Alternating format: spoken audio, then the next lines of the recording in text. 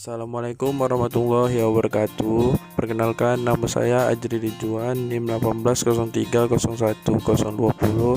Saya berasal dari Agroteknologi 1, ingin menjawab tugas dari mata kuliah pasca panen dan pengelolaan hasil pertanian.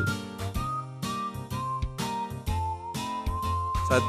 Bagaimana perkembangan ekspor dan sumbangan devisa produk kakao saat ini? Sebagai salah satu komoditas andalan Indonesia, kakao mempunyai peran strategis dalam perekonomian Indonesia.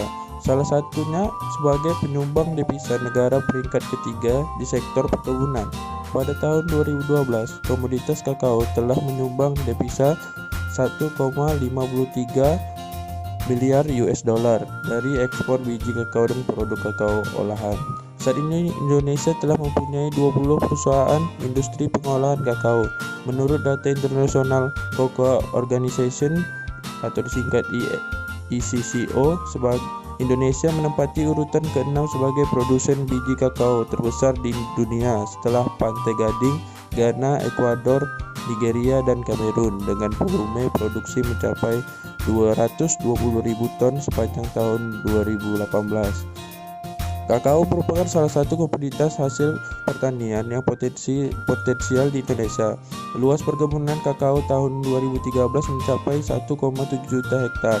Perkebunan kakao menempati luas areal terbesar keempat untuk subsektor perkebunan setelah perkebunan kelapa sawit. Kelapa dan karet, ekspor komoditas kakao memberikan sumbangan antara lain yaitu prospek pasar kakao dunia juga terus mengalami peningkatan dari tahun ke tahun. Terjadi peningkatan konsumsi kakao dunia terbesar 17% tahun 2000 sampai dengan 2009. Peningkatan konsumsi tertinggi terjadi di kawasan Asia dan Afrika dengan peningkatan di masing-masing kawasan sebesar 38% dan 72%. Konsumsi kakao per kapita dunia juga mengalami peningkatan.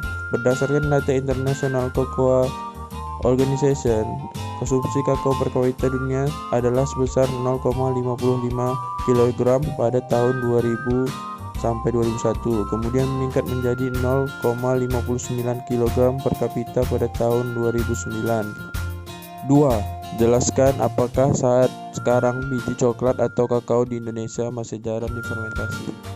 Rendahnya kualitas biji kakao asal Indonesia menyebabkan sejumlah pabrik coklat memilih impor biji kakao. Rendahnya kualitas biji kakao ini disebabkan kurangnya proses fermentasi atau bahkan tidak dilakukan proses fermentasi pada biji kakao pasca panen. Para petani kakao kebanyakan tidak tahu jika yang menentukan cita rasa coklat itu dari proses pasca panen atau difermentasi biji kakao. Hasilnya kualitas biji kakao kita sangat rendah.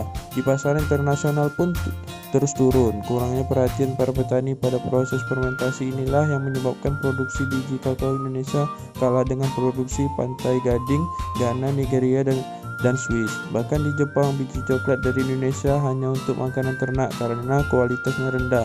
Berdasarkan data yang ada, hampir 80% dari total produksi per tahun atau sekira 450.000 ton yang diekspor tidak terfermentasi. Beberapa pabrik coklat besar lebih banyak menggunakan biji kakao dari Ghana. Biasanya pabrik coklat menggunakan biji kakao dari Ghana yang kualitasnya lebih bagus. Sementara biji kakao dari Indonesia hanya digunakan sebagai bahan isi campuran yang sekira 2-30% saja. Dan salah satu lagi yang membuat petani tidak mau meneruskan ke fase fermentasi yaitu tidak adanya pembeda harga antara biji kakao yang difermentasikan dengan yang tidak difermentasikan. Juga menjadi salah satu penyebab kualitas biji kakao Indonesia rendah. Proses fermentasi memerlukan waktu hingga 5 hari, sementara para petani tidak membedakan harga jualnya.